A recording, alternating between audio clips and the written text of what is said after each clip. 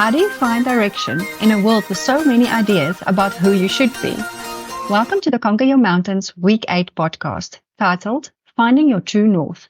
And in today's episode, we will explore why finding your true north is essential to your growth and your success. If you are following the Conquer Your Mountains reading plan, you are in week 8 that has the name 1 Samuel, Enabler of Truth. My name is Amanda de Wit, and I am the senior editor at Luca, the Christian imprint of Penguin Random House South Africa.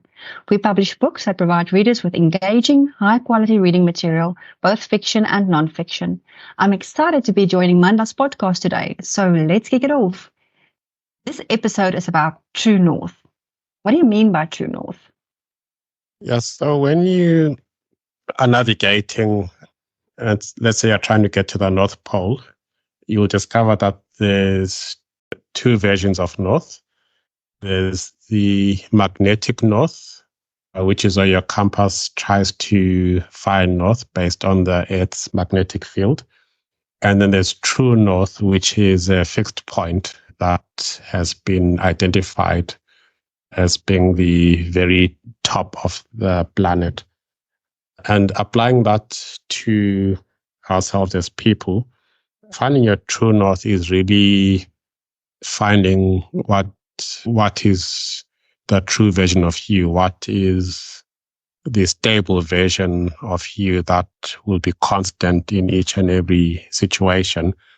And someone that doesn't have their true north is really like a kite. If you ever used to fly kites when you were younger, you'll know that when a kite is anchored to a rope, when you're holding it, it's very stable in the wind. You can control it. It's got direction.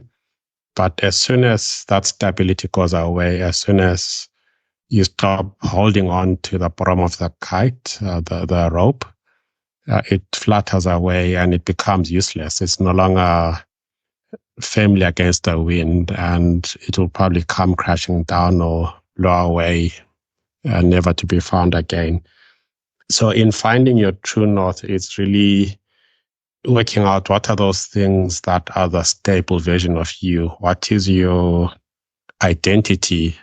What are your gifts that show what you're capable of?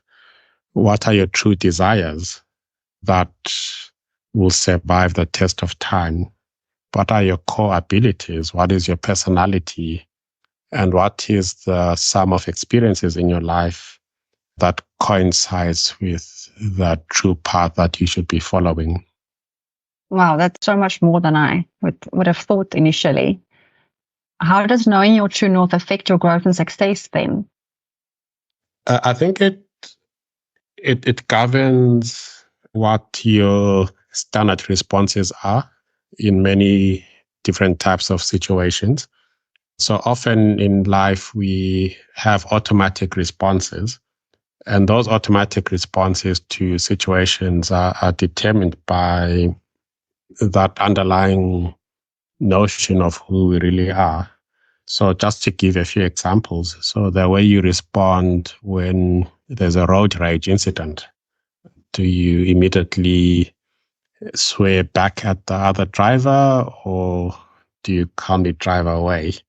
When you come across a tempting opportunity that might be a shortcut to success, but deep down you know that it's probably not the most ethical way to go about things, that's an example where your true north comes into play.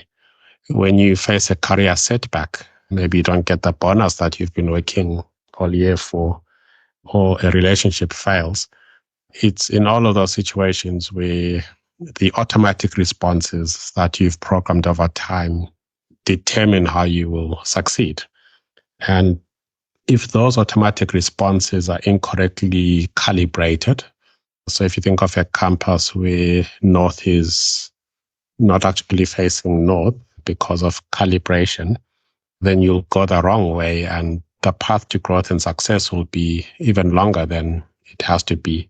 Or you might not even get to the growth and success that you thought you were going to achieve. It reminds me of the analogy that when you are put under pressure, what you are truly made of will come out. So if you're an orange and you get squeezed, orange juice will come out, not apple juice. That's very interesting. Yes, How? so true.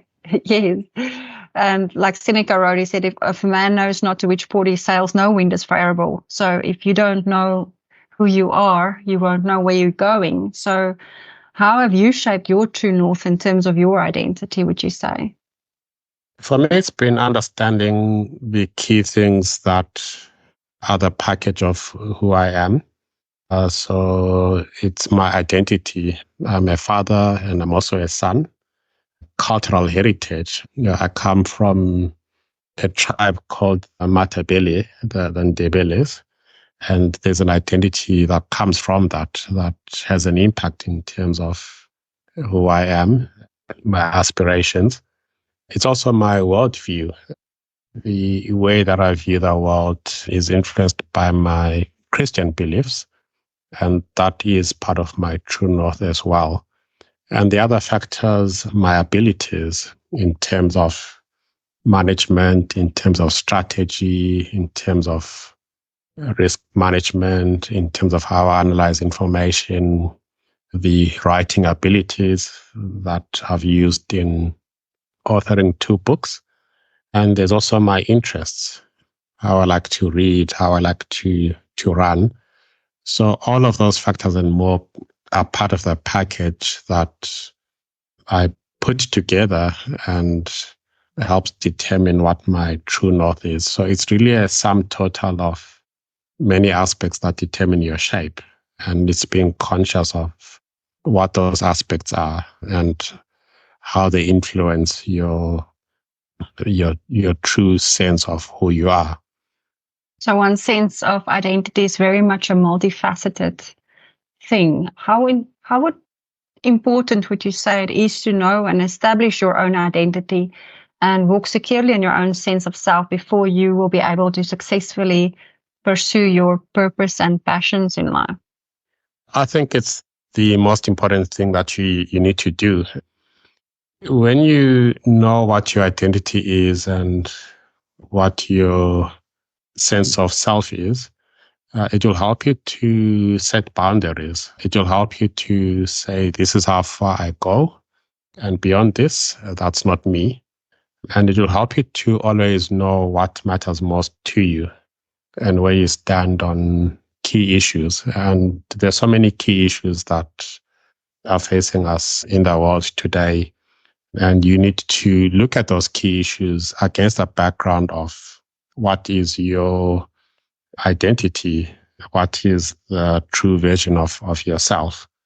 So ultimately, it will help you to set yourself apart from your surroundings and just be aware of who you are instead of just going with the flow of where the world is pushing you to go.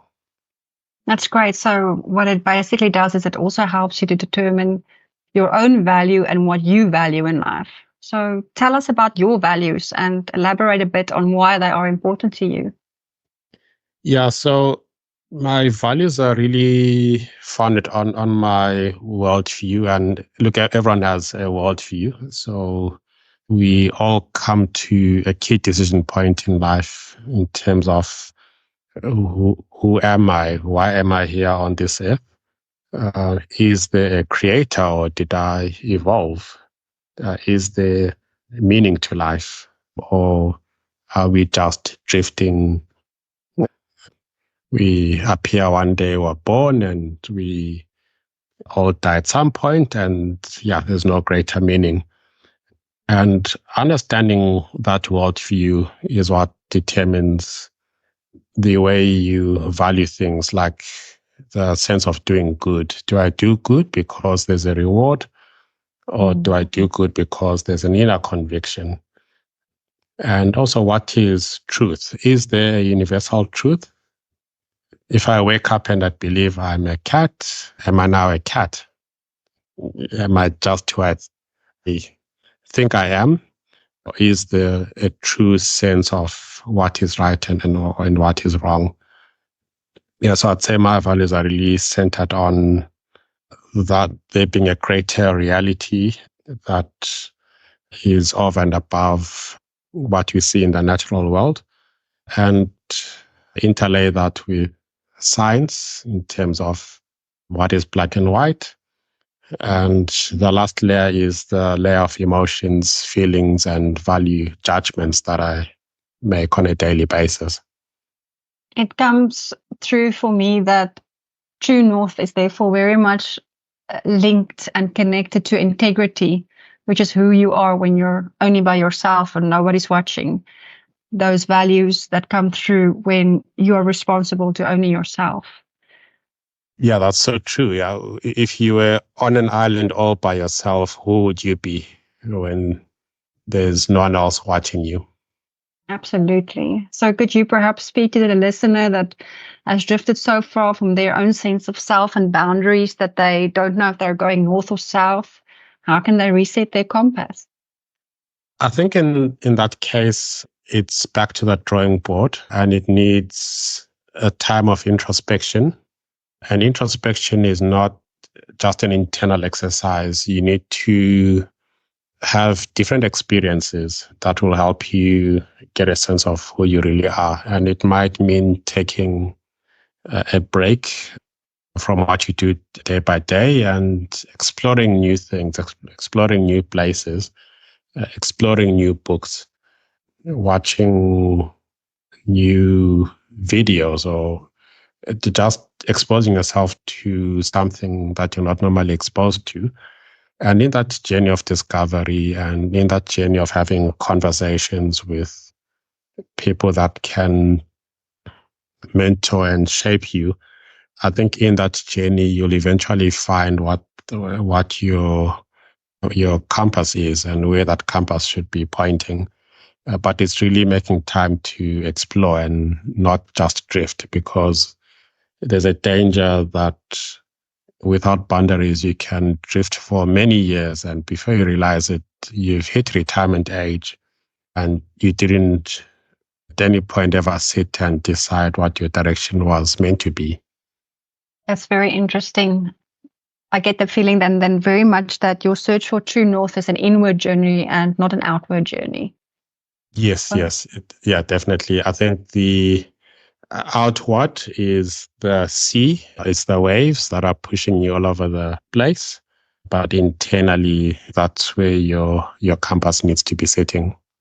That's wonderful. Thank you so much, Dr. Mandla. We will end the podcast with an extract from Mandla's book, Conquer Your Mountains, Week 8. The most effective path for your life is based on the one true path that God has laid out for you. God knows who you should become to best match your shape, while allowing for the individuality that only you can bring.